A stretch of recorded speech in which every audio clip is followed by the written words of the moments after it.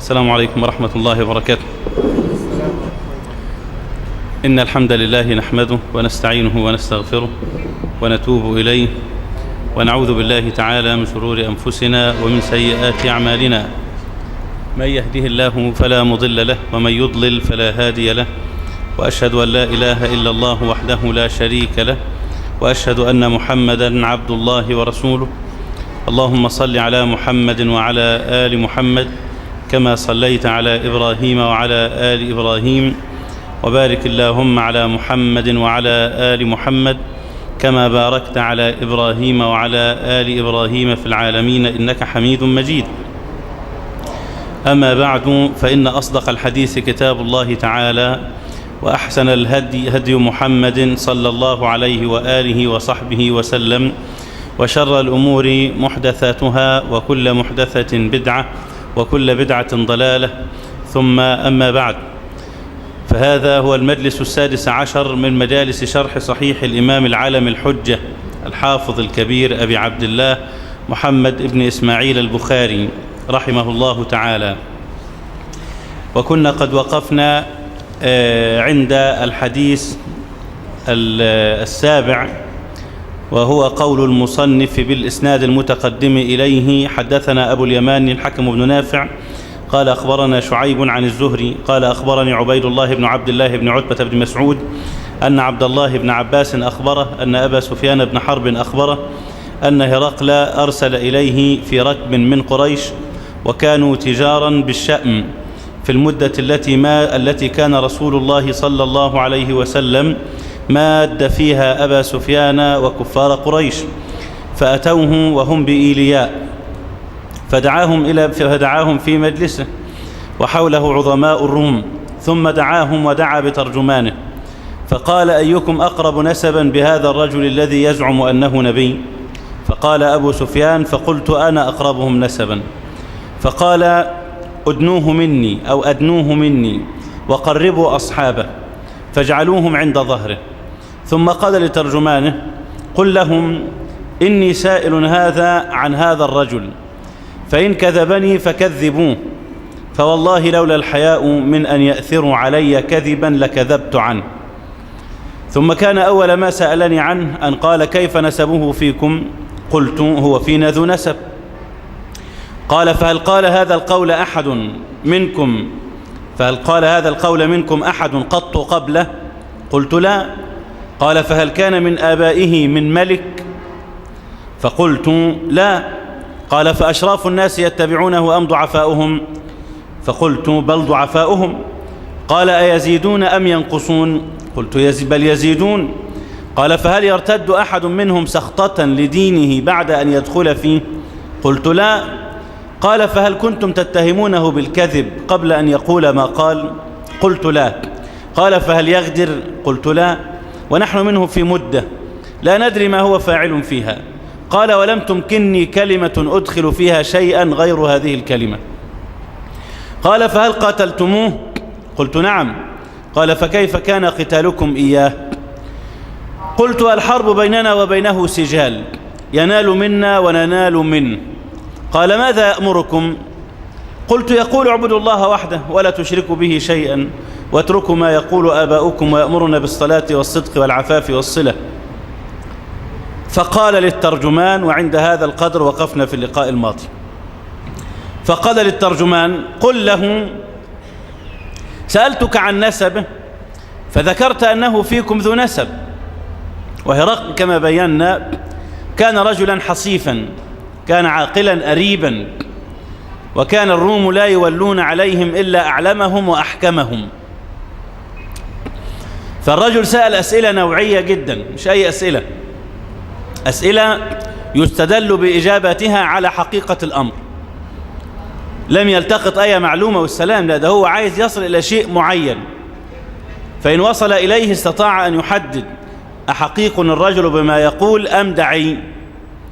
فلما سأل الأسئلة الشهيرة وسمع الإجابات التي حسب أنها صحيحة، قال للترجمان: قل لأبي سفيان سألتك عن نسبه فذكرت أنه فيكم ذو نسب.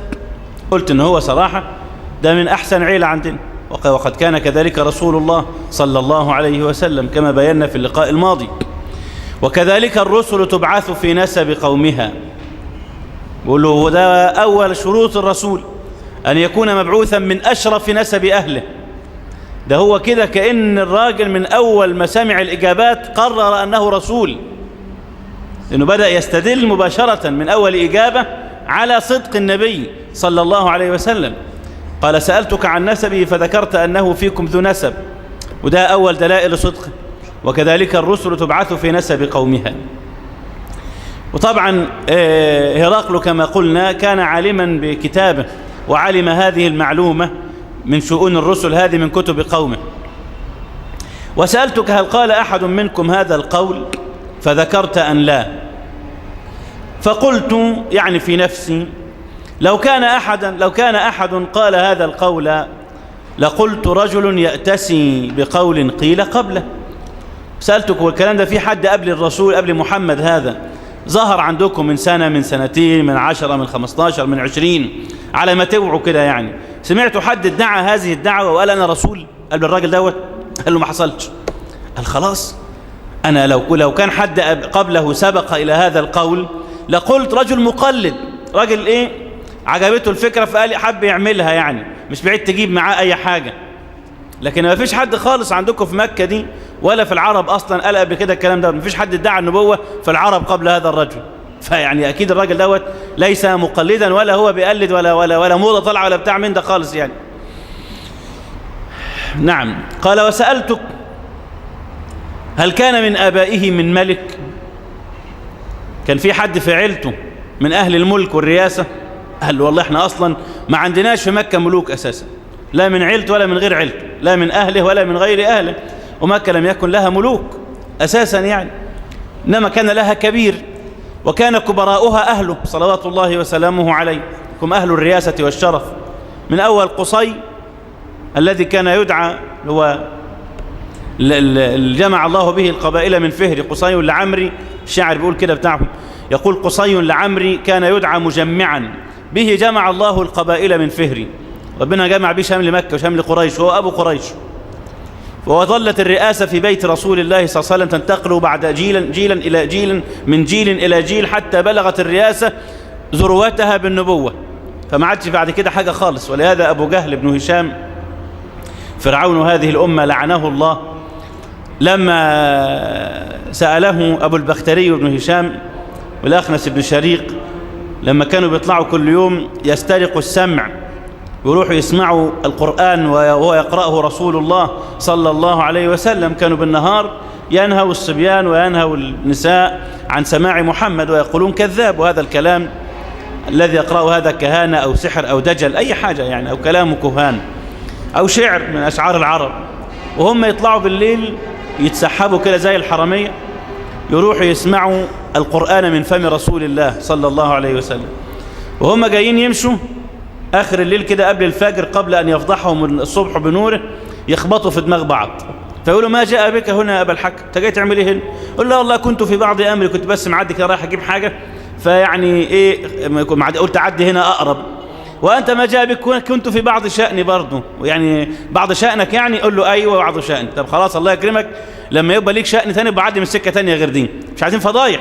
لو رآكم صبيان مكة ونساؤها لفتنوا، تنهونهم عنه بالنهار وتسمعونه بالليل. آخر مرة قولوا خلاص آخر مرة.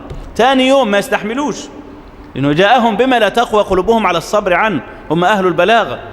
والعربي لما تسمع كلام بليغ تهتز، حاجة كده تسلطنها يعني. شوف الجماعة السميعة كده لما يسمع كده مقام كده حلو ولا حاجة يقعد يهز في دماغه نص ساعة لازم يخبط في الحيطة ولا حاجة يسكر يعني.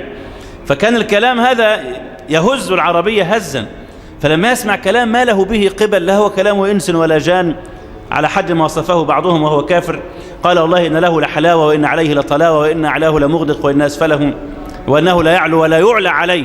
قال الكلام ده مش كلام حد، لا كلام بشر ولا كلام إنس ولا جن ولا ملائكة، ده كلام رب. فكانت حاجة صعبة أوي إن هم يقدروا يعني يتحملوا البعد عنه. فكل يوم يطقشوا في راس بعض هم ماشيين، إيه يا سيدي الحقيقة؟ يقولوا والله بس موضوع مش. فتعاقدوا وتواسقوا ألا يأتي أحد قط منهم إلى هذا المكان، وإلا وفي الصباح ذهب أبو البختري بن هشام وكان أرفق الناس بالمؤمنين مع كونه كافرا، والأخنس بن شريق، إلى بيت أبي جهل لعنه الله، وقالوا له: يا أبا الحكم، والذي نفسي بيده إنك لتعلم كما نعلم أن هذا رسول الله. أنت عارف وإحنا عارفين، دفنه سوا، يعني الراجل ده نبي، وهذا الكلام الذي يقرأه ما هو بكلام إنس ولا جان، الكلام ده كلام ما ينفعش حد منا يعمل زيه، وإحنا أهل البلاغة اهو، مين عندنا بيقول الكلام الجميل دوت؟ ما فيش حد يعرف يقول. فوالله إنك لتعلم كما نعلم أنه رسول الله. ما تيجي نمشي وراه وخلاص يا سيدي، ما تيجي نتبعه، ما يمنعنا من اتباعه. فقال لهم الآية بقى، قال: كنا وبنو عبد مناف كفرسي رهان. كنا قصاد بعض كده في الرياسة، يعني أطعموا فأطعمنا، بذلوا فبذلنا، فعلوا ففعلنا، خلاص كل حاجة يعملوا نعمل أحسن منهم، ننافسهم في الشرف. حتى إذا تجاثينا على الركب، بين قصاد بعض كده بالظبط، تساوينا، قالوا منا رسول، جابوا لنا حاجة ما نعرفش نجيب زيها خالص، فأنا نأتيهم بمثل، هنجيب لهم رسول منين بقى إن شاء الله؟ وبقول لك هو ختم الأنبياء كمان، هو جايب لنا رسول وأنا آخر واحد، يعني ما ينفعش نقول لهم والله احنا برضه عندنا رسول برسول، خد بالك؟ لا، ده هو قفل السكة خلاص. فوالله لا نتبعهم عليه أبدا، اوعى، مش هيحصل، نحن نخير لهؤلاء. فما كانش أصلا في مكة ملوك، كان كل اللي فيها جماعة إيه؟ كبراء، الملأ كما يذكرهم القرآن كثيرا، الملأ اللي هم جماعة الإيه؟ أهل الرأي وأهل الأمر، الزعماء يعني القبليون، لكن لم يكن فيهم ملك. فبقول طب هو كان في حد في أهله كان ذا ملك وفقد ملكه؟ فقال له: لا والله ما عندناش أصلا في مكة ملك. فقال: فقلت لو كان من آبائه من ملك، وفي رواية من ملك، لقلت رجل يطلب ملك أبيه. وبيحاول يبحث إيه الدوافع تدفع رجل زي ده هو يدعو هذه الدعوة. أبو هرقل بده يشوف إيه الدافع الحقيقي وراء هذا الرجل ليدعي هذه الدعوة العريضة، النبوة دي. شوف هو كان في حاجة تدفعه لذلك حتى يكذب هذه الكذبة، ولا هو فعلا رسول؟ فبيسأله الأسئلة المهمة دي، فقال: لا، ما فيش حد من أهله كان ملك. فهو طبعا قاس على أمثاله، يعني كان امرؤ القيس أبوه كان ملك، امرؤ القيس بن حجر الكندي كان أبوه ملكا، وبعدين ضاع الملك، ففهام الملك الضليل أو الضليل امرؤ القيس يطلب ملك أبيه لغاية ما مات، ما وصلش الحاجة. وقال قولته الشيرة: بكى صاحبي لما رأى الدرب دونه، وأيقن أن لاحقان بقيصرة. وراحوا قال يستعينوا بقيصر بحيث يرد لهم ملك أبيه. كان شغال خمرجي امرؤ القيس دوت، كان يشرب الخمر ويعاقر النساء ويفعل المنكرات، وقصائده في الغاية من المجون، آخر حاجة يعني في المجون، قصائده الشهيرة مع كونها من عيون شعر العرب، لكن كان رجل منحل، ياخد بالك، وأبياته في هذا معروفة لا أريد أن يعني نذكرها في هذه المجالس الشريفة. فلما أبوه مات أتل اغتيل، ألقى الكأس وقال: لا خمر بعد اليوم، خلاص الوقت اللعب انتهى، أنا قعدت سادر ونايم على نفسي ما قتلوا أبويا وخدوا الملك منا، أنا عايز ملك أبويا تاني. وقام حتى يسترد ملك أبيه، ما وصلش الحاجة، وفعلت به الأفعال وأغري به إلى أن مات مقتولا أو شيئا كهذا في آخر الأمر، واخد بالك. وقال لصاحبه لما لقى يبكي وكلام من ده، لهم أدرك أن الموضوع ضاع، قال: نحاول مجدا أو نموت فنعذرا.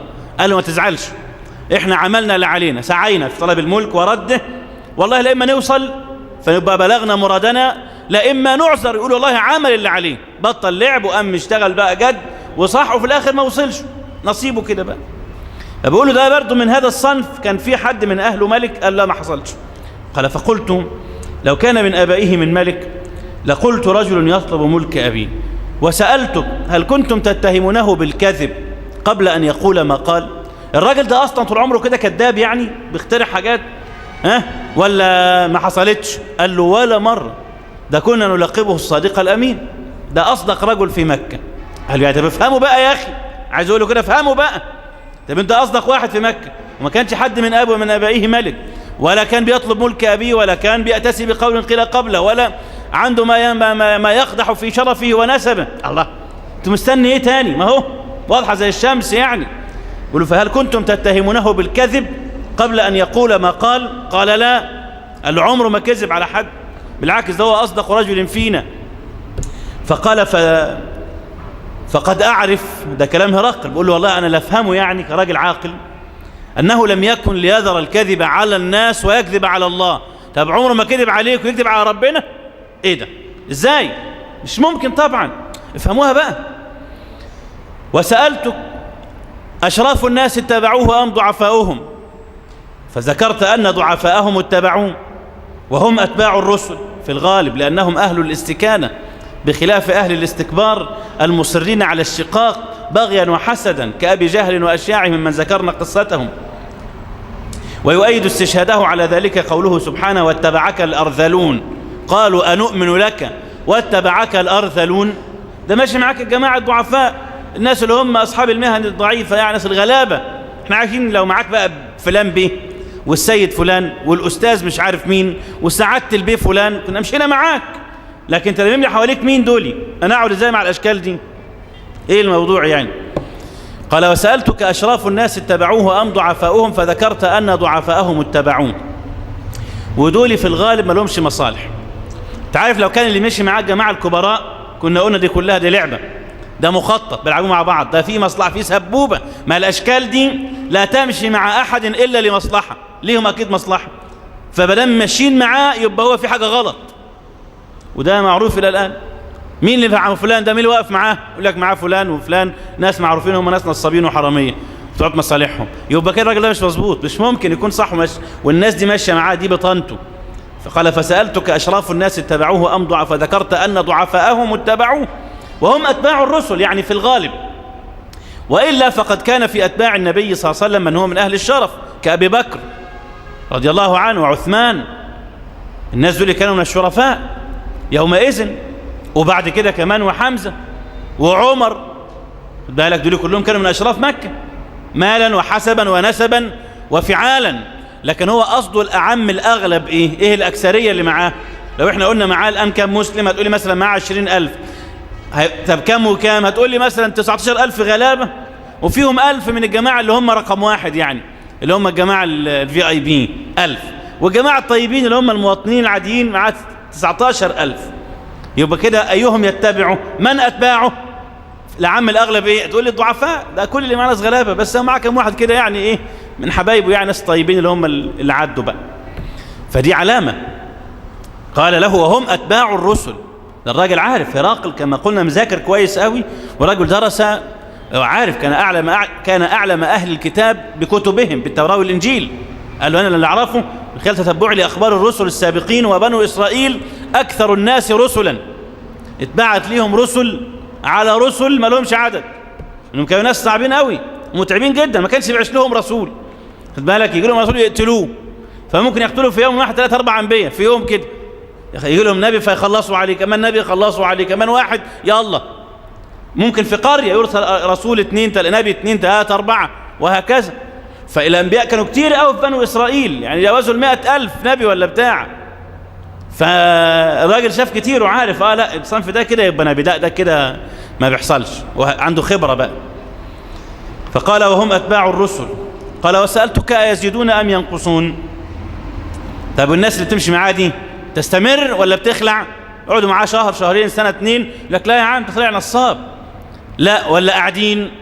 قال فذكرت أنهم يزيدون، لا ده هم كل يوم في زيادة، امبارح كانوا 1000 النهارده 10,000 وبكرة متوقع يبقى 50,000. قال وكذلك أمر الإيمان فإنه لا يزال في زيادة حتى يتم، وكذلك أمر الإيمان حتى يتم. الإيمان ينمو شيئا فشيئا، الإنسان لما يجي ولسه مؤمن جديد أو لسه ربنا هديه كده جديد، يعني تلاقيه إيه لسه من زي مثلا بعد 4 5 سنين الطاعات والعبادات وأفعال الخير تصقل إيمانه. عشان كده ربنا لما الأعراب قالوا آمنا، قالت الأعراب آمنا يعني خلاص صدقنا وبقينا رقم واحد. قال لهم لا لسه بدري، لا تقولوا آمنا ولكن قولوا أسلمنا، لسه في الأول، ولما يدخل الإيمان في قلوبكم لسه شوي، وهكذا. فبيقول له طب هم بيزيدوا ولا بينقصوا؟ قال لا بيزيدوا. قال له الإيمان كده بالضبط، الإيمان يظل يرسخ في قلب صاحبه ويأتي به ويأتي بغيره حتى يتم الأمر. قال وسألتك أيرتد أحد منهم سخطة لدينه بعد أن يدخل فيه؟ في حد بعد ما أسلم قال صراحة الدين ده وحش جدا، أنا ماشي. قالوا ما حصلتش خالص دي بقى. ممكن ناس بترجع، بس بترجع لمصالح تانية. يعني واحد مثلا واخد بالك حد دفع له فلوس، واحد منهم أسلم مرة، فجاء له واحد من أصحابه وقال له أسلمت؟ ويلك إيه دوت إزاي؟ أنت خايف من إيه؟ قال له يا عم النار وفيها حاجات بتخوف وكده. قال له أنا هقف لك يوم القيامة، وأي حد هيجي عندك أنا هجيب عبيدي وأخليهم يكسروا دماغ اللي يجي لك، ما تخافش، خليك هنا معانا، خليك معانا، وروح اجري ادخل على وجه محمد وتعالى وانا احميك في الدنيا والآخرة. فراح المجرم الشقي فعل هذا، خد بالك، ولا هيقدر يعمل له حاجة لا في الدنيا ولا في الآخرة، هو حصب جهنم خالدا فيها أبدا. فما كانش راجع لأنه دخل جرب الإسلام لقاه وحش، لا ده هو أصلا إنما خرج رهبة أو رغبة، طالب حاجة أو خايف من حاجة. لكن حد دخل طلع ذم في الدين بعد ما دخل فيه، لم يحدث هذا قط ولن يحدث. فبيقول له وسألتك أيرتد أحد سخطة لدينه بعد أن يدخل فيه؟ فذكرت أن لا. فقال وكذلك الإيمان حين تخالط بشاشته القلوب. قال له هو الإيمان كده بقى، لو أنت حسيت بطعمه وذقت حلاوته ما تقدرش تسيبه أبدا. إنما اللي مش فاهم دوت ومش حاسس ما دقش. والناس اللي عارفون يقول لك من ذاق عرف، من ذاق عرف. لا يعرف الحب إلا من يكابده، ولا الصبابة إلا من يعانيها. اللي يفهم في الحاجات دي اللي جرب. لكن اقعد احكي له بقى الصبح عن الصبابة ولا فاهم حاجة، يقول لك يا عم بقى دماغنا، خد بالك. لكن لما يشفه الهوى يفهم بقى يعني ايه سهاد، ويعني ايه الكلام اللي بيحكوا عنه الجماعة اللي بتاعوت الحاجات دي. يبقى هو ده من ذاق عرف. ويقول لك ومن عرف اغترف، واللي هيعرف بقى ده هياخد بالمغرفة مش هيشبع. وكذلك أمر الإيمان إذا خلطت بشاشته القلوب يعني لا يمكن إطلاقا الرجوع عنه. ولهذا مهما يعرض على صاحب الإيمان من المراغبات أو المرهبات ما يراد منه دفعه عن الدين لا يرجع أبدا ولو قطع إربا. فهذا خباب بن الأرت رضي الله تعالى عنه كان قينا، كان حداد، ولما أسلم سيده كان يجيبه ويحمل حديد ونيمه عليه على ظهره حتى ذهب ودك ظهره، لغاية ما ودك اللي هو الدهن بتاع الظهر بتاعه ده خلاص نشف فبقى عظم. بقى اللي يحطه على ظهر خباب يشوف العظم بس، مفيش حاجة فوق العظم. ورده ذلك عن دينه ولا حاجة خالص. ده ذهب إلى النبي صلى الله عليه وسلم، والنبي مضجع في ظل الكعبة، وقال يا رسول الله ألا تستنصر لنا؟ ألا تدعو الله لنا؟ مش كفاية كده؟ احنا استوينا خلاص. فاعتدل النبي صلى الله عليه وسلم وقال قد كان يؤتى بالرجل ممن كان قبلكم فيوضع المئشار يعني المنشار على مفرق رأسه حتى يشق نصفين ما يرده ذلك عن دينه، وكان أحدهم يمشط بمشاط الحديد ما بين لحمه وعظمه فما يرده ذلك عن دينه، ولكنكم قوم تستعجلون. انتم مستعجلين على ايه؟ شفتوا حاجة؟ لسه بدري قوي، 10 سنين عذاب، 13 سنة عذاب ومستعجلين يا رسول الله. قال له لازم تتربوا بحيث الدنيا جاية بخيلها ورجلها ورجالها، فإن لم تكن قلوبكم قد صقلت هترجعوا بعد كفارا في 5 دقائق. أول ما تيجي الدنيا بجلبتها خلاص كل حاجة راحت. ولهذا الصحابة ما تغيروا قط، ثبتوا لأنهم تربوا تربية طويلة المدى حتى صفوا ونقوا وصار الواحد منهم بأمة. فمهما يصنع بالمؤمن ليرجع ما يعرفش يرجع. سكة الترغيب والترهيب مش جاية معه. في الحديث في القصة الشهيرة وإن كان في إسنادها كلام، قصة عبد الله بن حذافة لما أسره الروم فجاء به ملك الروم، هو من أصحاب رسول الله صلى الله عليه وسلم، ولعله هرقل هذا نفسه، فإن هرقل عاش بعد النبي صلى الله عليه وسلم وقتا، ويقال له عاش بعده إلى وقت طويل يعني، إلى أيام عمر، لكن في أيام عمر أسره الروم وجاءوا به، وقال له ملك الروم ارجع عن دين محمد. قال لا أفعل. فقال ائتوني بزيت، فجاءوا زيت مغلي ضخم، وجاءوا بأسير فألقوه فيه حتى لاح عظمه. رموا الأسير في الزيت المغلي دوت، طلع الهيكل العظمي كده قد خلاص، يعني إيه، خلاص مفيش، سقط لحمه كله من أول لحظة. فقال إن لم ترجع عن دين محمد أفعل بك كهذا. قال عجل من يرميني، يلا أنا مستعجل، يلا يا عم خلصنا، نفسي ابقى زيه كده بحيث اخش الجنه، ما ده الان راح الجنه خلاص. الذي فعل به هو تفكر حس بحاجه، ده وما شعر من هذا كله الا بمثل وخذه الابره بس. يعني هو اللي يشعر به الشهيد من كل اللي تشوف ده من الضرب والطعن والحرق والحاجات دي، لا يشعر الا كمثل وخذ الابر، كأن حد اداله حقنه بس. طب والواحد لما يجي ياخد حقنه بيحصل له حاجه؟ هو بس بقى مشدود شويه بس، خلاص راحت، مش واخد باله. وبعد كده ايه بقى؟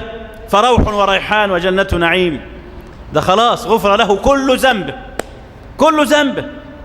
وفي مقام يتمناه الأنبياء، نفسه كان يتمنى مثل هذا صلى الله عليه وسلم، وقد أدرك ذلك صلى الله عليه وسلم ورزقه الله الشهادة مع النبوة. فقال له عجل بي من يرميني، يلا زق. فلا مش خايف، فجاء بآخر وشقه نصفين وقال إن لم تؤمن إن لم تكفر بدين ما فعلت بك مثل هذا. قال عجل بمن يشقني، خلص يلا يا راجل، احنا مش فاضيين والله، الجنة مستنيانا. ده ايه ثقة وقلب متين، وقد خلط الإيمان قلبا، فما فيش خيارات، ما فيش خيار عنده ان هو ممكن يرجع. فما نفعش معاه التهديد. قال ما أسيل لعابة، قال أسلم وأنا أزوجك ابنتي أو أختي، أخت الملك، وأنزل لك عن نصف ملكي، أسيب لك نصف ملك الروم وأزوجك بنتي كمان. قال لو زوجتني كل أهلك، لو مش بنتك بس، ده بنتك وأختك وأمك وعيلتك كلها كمان، ونزلت لي عن ملك الروم كله، ما أنا بالذي يترك دين محمد. أنت مغفل ما بتفهمش، أسيب إيه يا عم أنت؟ ده هذا سعادة الدنيا والآخرة، فررنا من النار عشان نخشها دلوقتي. فما لاش جايب معاه أي كلام خالص. قال طب قبل يدي، طب بوس ايدي، ما هو عايز يطلع منه بحاجه. قال لا حاجه لي بهذا، لا والله ما يحصل، ابوس لك بتاع ايه؟ قال طب بوس ايدي، قبل يدي وانا افك اسرى المسلمين. كان معاه 90 واحد ولا حاجه. قال طب لو بوس ايدي انا ممكن اخليهم كلهم يروحوا الان من غير ما اموت منهم ولا واحد. قال لهذا افعل، اعطني يدك، حياتي يا سيدي. وراح بايس ايدي ففك اسرى المسلمين. فلما رجعوا الى المدينه اخذوا يعيرونه، الصحابه بيضحكوا معاه ويقولون له قبلت يد العلج، بوست ايد الكافر يا عبد الله، يا راجل كنت اقطعها، دي تتباس دي. فقال عمر إن عبد الله قبل يد العلج ليفك أسرى المسلمين، فحق على كل مسلم أن يقبل يده، وأنا أول من يفعل. فقام فقبل يده رضي الله عنه ورحمه. وقصة كعب بن مالك الشهيرة لما وقع ما وقع له يوم تبوك، وهجره النبي صلى الله عليه وسلم وشدد عليه حتى ضاقت عليه الأرض بما رحبت وضاقت عليه نفسه. ثم جاءه في هذه الآونة ملك الروم، بعت له برضه، هو كان قاعد لهم هرقل ده، بعت له واحد مخصوص رسالة يقول له بلغنا ما فعل بك صاحبك، وإن الله لم يجعلك بمضيعة من الأمر، تعال نواسك. سيبك من محمد ده خالص، مش عارف قيمتك، حد يعمل في واحد زي كده، راجل كده بعقلك وفضلك وذكائك وعظم شأنك يتبهدل البهدله دي، ويقعد ماشي 50 يوم ما حدش يسلم عليه ولا حد يقول له صباح الخير. ليه يعني؟ عملت غلطت في ايه؟ تعال نواسك، تعال عندنا مسكك ولايه، نديك وزاره وعيش، سيبك من محمد. فلما قرأ كعب الكتاب ذهب فسجر به التنور، رماه في الايه؟ رماه في الفرن، وقال وهذا ايضا انا ناقصك يا بعيد، وهذا ايضا من البلاء، ده انا بس اتاخرت عن الغزو حصل لي دوت، فكيف لو كفرت وارتدت؟ طب ايه الذي يحملهم على هذا الصبر وهذا التمسك الشديد في مقابل هذه المغريات؟ ان الايمان قد خالط قلوبهم، عرفوا قيمته خلاص. فاللي يعرف قيمته مش ممكن يسيبه اطلاقا اطلاقا. لكن اللي بيفرط فيه ده شخص ما يعرفوش. يعني لو النهارده واحد لا يعرف مثلا قيمة شيء من الاشياء الاثرية، ماشي في الشارع لقى كده ايه، حتة بتاع كده حاجة قديمة ولا بتاع كده هرم صغير ولا تمثال ولا بتاع، فممكن يروح شايطه برجله، هي بلا شرف، ايه ده؟ ما يعرفش دوت غالي جدا عند اهله، ده لو عرض للبيع ممكن يجيب فلوس كتير قوي، لكن هو ما يعرفش قيمته، فبالتالي هو زاهد فيه. لو واحد عمره شاف الدولار في حياته، لا رزم دولارات، مش هيفهم الموضوع، هو ما يعرفش غير الجنيه، فده بالنسبه له لعب عيال، شوط ارمي، مش عايز دي أنا عايز ده، ما يعرفش، هو ما يعرفش، وهكذا. فاللي ما يعرفش حاجة لا يعبأ بها. فكثيرون جدا لا يعرفون معنى الإيمان ولا قيمته ولا ذاقوا حلاوته، ولذلك هم أشد الناس تقصيرا فيه وأشد الناس بايعا له. مش فارق معاهم حاجة خالص، خذوه مش عايزينه، لأنهم أخذوه بلا ثمن، وما يأتي بلا ثمن يذهب بلا تعب. واحد ورث فلوس عن أبوه ممكن يفرتكها كلها في شهر، لكن أبوه بقى نفسه اللي كان طالعان عينه على الفلوس دي مهما يكن غنيا فإنه يحسبها، وهو لو ما كانش بيحسبها ما كانش بقى غني أصلا. ولو ما كانش بيحسبها كده بالورقة والقلم ويقول ده هيروح هنا وده هيجي هنا وأنا كسبت كذا وهصرف كذا، لم يكن مدبرا أمره من البداية ما كانش هيبقى معاه فلوس أساسا. فلو أنه سلط على هذا المال بغير حسبة لأنفقه كله في ليلة، يلا خلص، خد بالك. فإنما يرسخ الإيمان في القلب عند من يعرف قيمته، دفع فيه. الصحابة أخذوا الإيمان بدمائهم، قتل منهم من قتل وترك منهم من ترك ماله وأهله وولده، وكذلك هذا كان له قيمة، أنا دفع فيه حياتي، هذا الدين دفع فيه مالي كله، حياتي كلها، بيتي وأهلي وزوجي، سايب ده كله من أجل هذا الدين، إزاي أسيبه؟ أنا مقتنع جدا، دافع كتير فيه. لكن اللي ما دفعش حاجة خالص زي حالتنا ده جاي كده ربنا أكرمه وولد في بيت مسلم وبقى اسمه مسلم وبقى من المسلمين، ما دفعش حاجة خالص. حد دفع منا حاجة ولا مليم ولا مليم، ما دفعش حاجة. فبالتالي ليس من العجب أن ترى بعضنا يبيع دينه بلا شيء، لأنه ما دفعش فيه حاجة فعلا. قال وسألتك هل يغدر فذكرت أن لا، وكذلك الرسل لا تغدر، ليس من شأن الرسل الغدر، لأنها لا تطلب حظ الدنيا. الذي لا يبالي طالبه بالغدر هو إيه اللي بيحمل الناس على الغدر؟ الطمع، طمعان في مكسب سريع فيغدر. والنبي صلى الله عليه وسلم لم يكن يغدر لما جاءه المغيرة حذيفة بن اليمان وأبوه، وكان قد عاهد المشركين على ألا يقاتل معه في بدر، فلما دخل عليه الصلاة والسلام يوم بدر قالوا إنا مررنا وقد أخذوا علينا العهد ألا نقاتل معك، بس احنا هنقاتل، ده كان كلام وخلاص بنريحهم يعني. قال نفي لهم بعهدهم ونستعين الله عليهم، لا لا لا اقعدوا، ما انتوش مش جت عليكم، اقعدوا كأنكم ما جيتوش أصلا. فهو لا يغدر ولا يحمل أحدا على الغدر صلوات الله وسلامه عليه. وكل غادر ينصب له لواء يوم القيامة، له فضيحة، كل من غدر بأخيه غدرة أو بغيره ينصب له لواء يوم القيامة، يقال هذه غدرة فلان ابن فلان، على رؤوس الأشهاد كده معروفة، يفط متعلقة غدرة فلان اهي. فإياكم والغدر، فبئس الطبع، نعوذ بالله من ذلك. فبيقول سألتك هل يغدر فذكرت أنه لا يغدر، وكذلك الرسول لا تغدر. وسألتك بما يأمركم، طبعا هو قال ولم تمكنني كلمة أدخل فيها شيئا غير هذه الكلمة. هو قال إيه؟ قال هو لا يغدر، ولكن نحن منهم في مدة، احنا عاملين مع بعض صلح هو اسمه الحديبية، عاملينه من سنتين ولا بتاع ولا من سنة، ومش عارفين يا ترى هيوفي بيه ولا هيغدر. هو ما كانش عايز يكذب، بس عايز برضه ايه، عايز يفش غليله بقى، عايز يقول كلمة كده تغض من قدر رسول الله، كل ما قاله من إجابات ترفعه، ما قالش فيه كلمة وحشة في اللي فات ده كله، فعايز أي حاجة كده يقرصه يعني بأبي هو وأمي صلى الله عليه وسلم. فقال له لا هو ما بيقدرش صراحة، بس صراحة برضه يعني الشيء بالشيء يذكر، نحن منهم في مدة، احنا عاملين مع بعض صلح دلوقتي، ويا عالم مش بعيد يقدر، احنا هنعرف الغيب.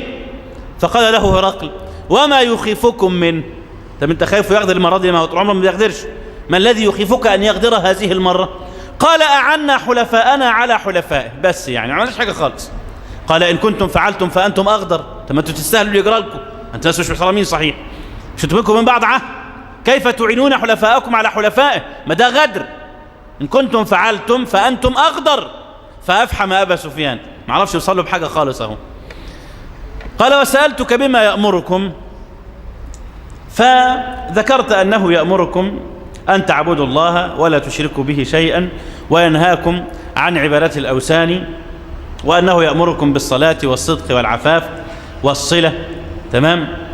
وطبعا كل هذه الخصال خصال خير، كل الأنبياء جاءت بهذا، وأي واحد يعرف كتب القوم قبل التحريف يراها كلها متفقة على هذا.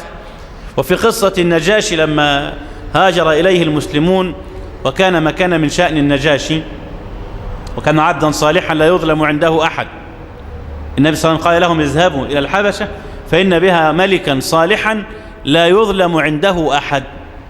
شفت ثناء النبي صلى الله عليه وسلم على هذا الكافر، وكان يومئذ كافرا، النجاشي كان نصراني يعني كافر، والنبي صلى الله عليه وسلم يوصيهم بالذهاب إليه، يقول ده أرحم بيكم من الجماعة اللي انتوا عايشين معهم دول. فلما راحوا هناك فعلا وعاشوا بخير مقام بعثت قريش في أثرهم عمرو بن العاص وآخر وقالت ائتيا بالقوم، حاتوهم بالطول بالعرض، فحملوا معهم الهدايا مما يستطرف من متاع مكة وذهبوا إلى البطارقة برطلوهم، راحوا لجماعة الحاشية والدهاقين وكبراء البلد ورؤساء المحافظات والحاجات دي والوزراء فظبطوهم، أعطوهم جميعا البرطيل الرشوة، وقالوا لهم لقد جئناكم في أمر خطير، لقد جاء إلى بلدكم غلمان سفهاء لا هم على دينكم ولا هم على ديننا، فارقوا ديننا، سابوا دين قومهم ولم يدخلوا في دينكم. شفت يا أخي إيه الغرابة دي؟ لا نصارى ولا هم وثنيين زي حالتنا، يعني جاءوا بدين جديد، وإن قومهم أعلى بهم كعبا وأعلم بهم عينا فردوهم ولا تكلموهم، لو سمحتم ما حدش كلمهم، ناس لسانهم حلو وممكن يحطوا أي حد في جيبهم، فإذا سمحتوا بس لو تكرمتم أول ما نتكلم مع الملك قولوا له يا أيها الملك، ما تكلمهمش خالص، سلمهم لنا ادوهم لنا كده في الايه ترحيلات ونروح على طول يعني. قالوا حاضر، وذهبوا إلى النجاشي ثاني يوم وأعطوه الهدايا اللي بيحبها برضه، وكان يحب الأدم من متاع مكة، ادوه الحاجات اللي بيحبها وظبطوه، وقالوا يا أيها الملك لقد ضوى إلى بلدك غلمان سفهاء، ونفس القصة اللي قالوها للجماعة البطارقة، وأنرجوك ألا تكلمهم، لو سمحت ما تكلمهمش، الناس دي قلتوا جدلا بيتكلموا كويس وما حدش بيغلبهم في الكلام وبيحطوك في جيبهم، طب يا عم رد عليهم، لا هم اكيد غلط كده يعني، مش هنجادلهم في حاجه، هم غلط، حتهم احنا هناك نتصرف معاهم هناك في مكه يعني، هنعرف ازاي نتفاهم معاهم هناك. فقال النجاشي ضرب انفه، خبط مناخيره كده وقال لا الله اذن، ايه الكلام الفارغ ده؟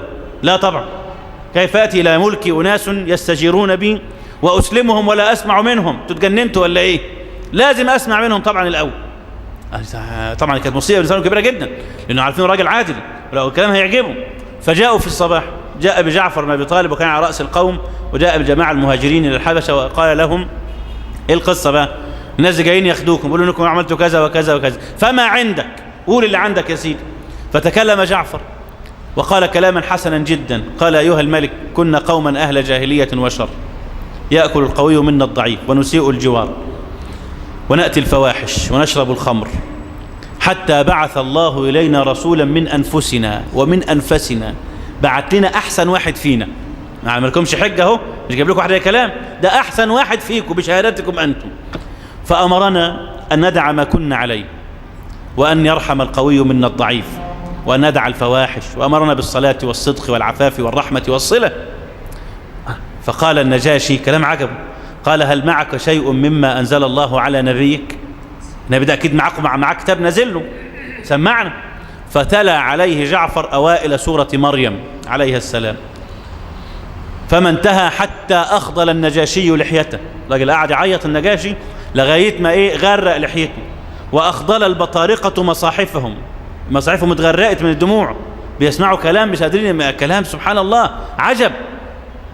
فقال النجاشي والذي نفسي بيده إن هذا والذي جاء به عيسى لا يخرج من مشكاة واحدة. هل هذا كلام زي الفل؟ وإيه الغلط في كده؟ اذهبوا روحوا كملوا عيشوا براحتكم في بلدي، اذهبوا فأنتم شيوم يعني آمنون بلغة الحبش، من سبكم غرم، اللي هينطق فيكم كلمة مش هيضربكم، اللي هيشتمكم بس أنا دخلوا السجن، يلا فكروا على الله.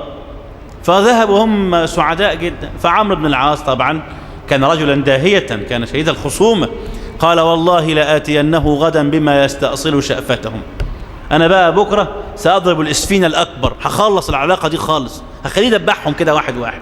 فقال له صاحبه وكان أرق الرجلين، قال يا عمرو لقد فعلنا ما أمرنا به، احنا جينا ابن الحلال وحاولنا والناس فلتوا من دينا، خلاص بقى ولهم ما عندك ده رد عمنا يا سيدي، الله هنرجع نقول لهم الله يا جماعة الموضوع فشل والحمد لله وكل شيء بقدر والحاجات دي وخلاص. سيبهم بقى يعيشوا يا أخي. قال له لا والله أنا أجي وأرجع كده على ملا وشي. كان رجلا ذا همة في الشر وفي الخير لما أسلم رضي الله تعالى عنه، والناس طباعها واحدة في الجاهلية والإسلام تقريبا إلا الحرام والحلال بس، لكن الطباع تبقى، طباع تبقى. الجدع أيام ما كان مقطع سمكة وديلها لما يلتزم بيبقى برضه جدع، والخرع بيبقى خرع هنا وهناك، هيجيب منين؟ الناس معادن خلاص. فعمرو قال له والله ما أنا سايبهم، هجيبهم يعني هجيبهم، مش مروح لا هم في إيدي. فقال للنجاشي سألهم ما يقولون في عيسى. قال له يا أيها الملك أنت حبيبي وصاحبي، كان أصحاب في الجاهلية يعني، الناس دي لا يغرنك ما سمعت من كلامهم الحسن، ده كلام بس كده، لكن سألهم ما يقولون في عيسى، ستسمع كلاما منكرا، بيقولوا في كلام ما يتقالش. فدعاهم النجاشي وقال تعالوا فأخبروني ما تقولون في عيسى. قالوا فباتوا بشر ليلة، كانت ليلة مش هتعدي. قالوا نقول له ايه ده؟ لو قلنا له ما نؤمن به يبقى احنا كده هنروح، اما احنا هنزعله، هنقول له ان عيسى عبد الله مش ابن الله ولا الاب ولا الابن ولا الكلام من ده خالص. ولو احنا هننافقه كنا نافقنا الجماعه اللي هناك وارتحنا في بلدنا. لو احنا هنكذب ونقول لا ده عيسى هو الله، طب كنا ريحنا الجماعه اللي في مكه ونقول لهم والله نعبد الله يوما تعبدهم ربنا يوما، كنا بقى جملنا ودارينا في مكه وعشنا مع اهلينا وفي اولادنا، سنخبره بما نعرفه والله ما احنا مغيرين. وراحوا تاني يوم قعدوا مع الراجل فسألهم السؤال، فقال جعفر ما نقول إلا كما قال ربنا وحدثنا به رسولنا. قالوا ربكم بيقول في دين؟ قال هو عبد الله ورسوله وكلمته ألقاها إلى مريم وروح منه. فضرب النجاشي الأرض بيده وأمسك عودا وقال والذي نفسي بيده ما عدا عيسى ما قلت هذا العود، هو كده بالضبط. فنخر البطارقة، قعدوا زوموا ايه ده الكلام دوت. فقال وإن نخر هؤلاء خليهم ينخروا إن شاء الله ينهقوا مش مشكلة، وإن قالوا ما قالوا وإن نخروا فوالله ما عدا ما جاوز عيسى ما قلت هذا العود، هو كده بالضبط. خد بالك. بعد طبعا كده الجماعة طلعوا بره هيجوا الحبش عليه وقالوا لقد سبق النجاشي كفر يقول في عيسى قولا منكرا. فقامت ثورة الحبش، عملوا ثورة على الراجل ويسقط حكم الايه النجاشي. خد بالك. فطلع لهم النجاشي وقد كتب كتاب فيه أنه يشهد أن لا إله إلا الله وأن محمدا رسول الله وأن عيسى عبد الله ورسوله وكلمته ألقاها إلى مريم وروح منه. وربط الكتاب على كتفه، حطوا هنا كده لزقوا، وراح لابس فوقيه الطيلسان، حط فوقيه العباية، وخرج لهم وقال ما لكم يا معشر الحبش، ايه اللي مزعلكم كده في ايه؟ قالوا صبأت كفرت. قال انا؟ قالوا ايوه انت. طب انا كفرت ازاي يعني؟ ايه اللي حصل؟ قالوا تقول في عيسى قولا منكرا. يا راجل بقى ينفع ملك النصارى ويقول عيسى عبد؟ قال لهم سيبوكم مني، انا كبرت وخرفت، انتوا بتقولوا ايه؟ ما تقولون انتم في عيسى؟ قالوا عيسى ابن الله.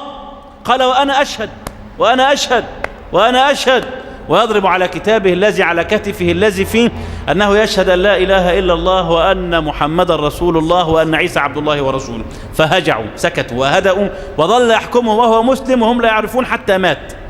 فلما مات جاء جبريل وقال يا رسول الله إن عبد الله الصالح، إن أخاك العبد الصالح أصحمة الحبشي قد مات، قم فصل عليه. وكانت أول وآخر صلاة جنازة في الإسلام، صلاة غائب، أول وآخر صلاة غائب في الإسلام، ما حصلش قبل كده ولا حصل بعد كده.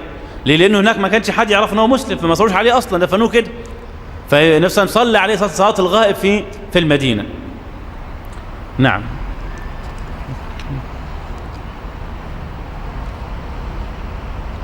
فيقول هرقل فإن كان ما تقول حقا فسيملك موضع قدمي هاتين، اللي هي بقى هو ساعتها كان قاعد فين؟ كان في بيت المقدس. الحوار ده كله جرى في إيلياء اللي هي بيت المقدس يعني. فقال هرقل لأبي سفيان فإن كان كل ما تقول حقا، لو الراجل بهذه الصورة فسيملك موضع قدمي هاتين، هياخد بيت المقدس دي مني. وقد كنت أعلم أنه خارج، أنا أقرأ في الكتب أنه سيخرج نبي، لكن لا أعلم أنه من قريش ولا من العرب، كنت فكره من عندنا احنا من بني إسرائيل كالعادة يعني. لم أكن أعلم أنه منكم، لم أكن أظن أنه منكم من العرب من قريش. ثم قال فلو أعلم أني أخلص إليه لتجشمت لقاءه. ولا أنا عارف ما أعرفش أوصل له، لو أنا واثق أن أنا أقدر أوصل له مدينة لتجشمت لقاءه، هأتعب نفسي وأروح.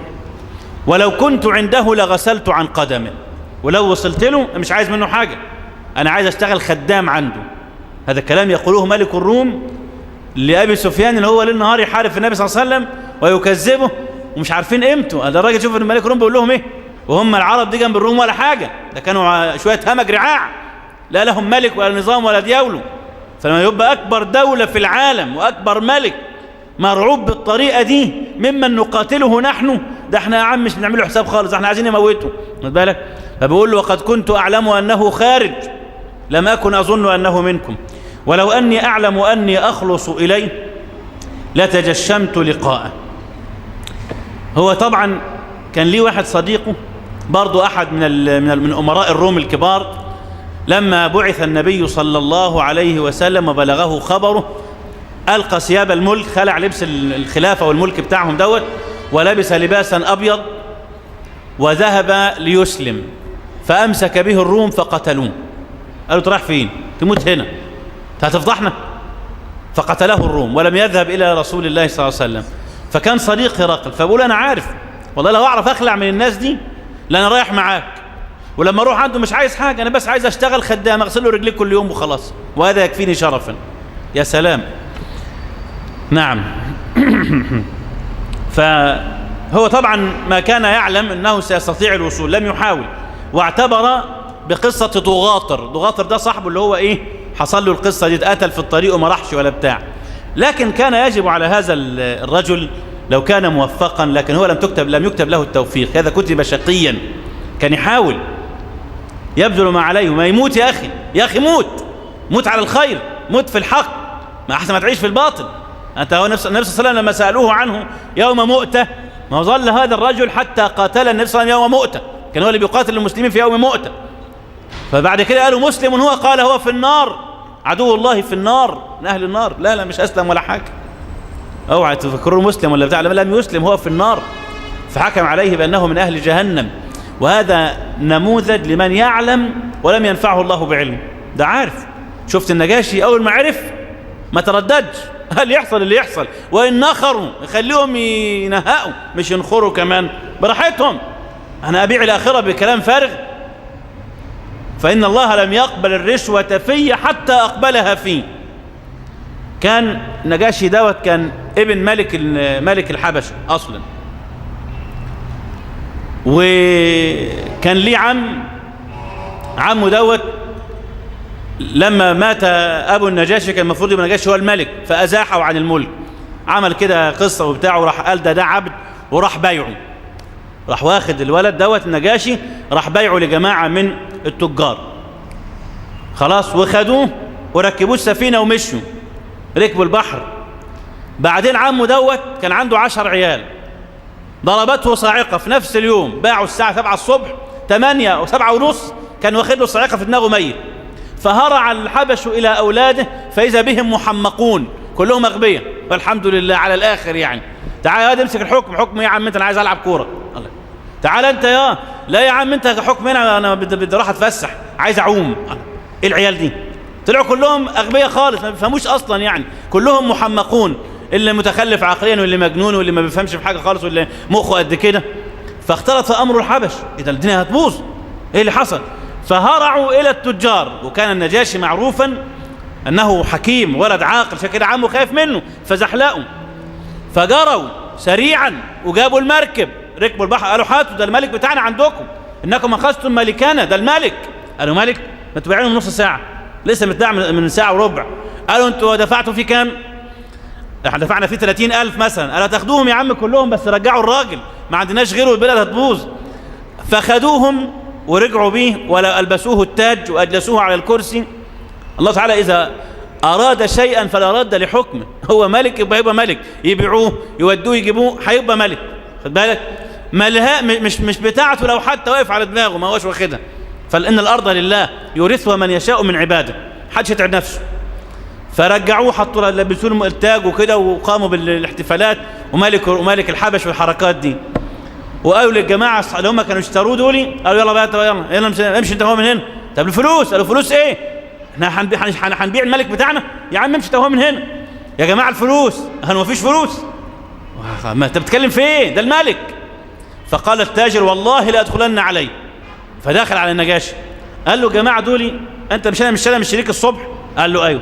قال له جم خدوك مني دلوقتي وخلوك ملك؟ قال له برضه ايوه. قال له مش عايزين تدفعوا الفلوس؟ يا جماعة ادفعوا الفلوس. قالوا مفيش فلوس. قال لئن لم تعطوه حقه لا يضعن العبد يده في يد سيده وينطلق به حيث شاء. انت تهزروا؟ ايه دوت؟ اين العدل؟ الناس دي دافعين فيها فلوس الصبح، ادوهم فلوس ولا همشي معاه؟ يلا يا عم خد العبد بتاعك وامشي، انت تملكني اصلا من الصباح. فاعطوه ماله كاملا مكملا. فهو يقول لم يقبل الله في الرشوة حتى أقبلها فيه، لا، فكان عدلا من أول لحظة إلى آخر لحظة. فراجل سعيد، ده راجل كتبت له السعادة. أول ما تأكد عنده الخبر أسلم، وتتحرق الحبش على دماغ اللي فيها، يصدقوا يجوا ما يجوش عنهم ما جم، المهم أنجو بنفسي. ده جنة ونار مش هزار.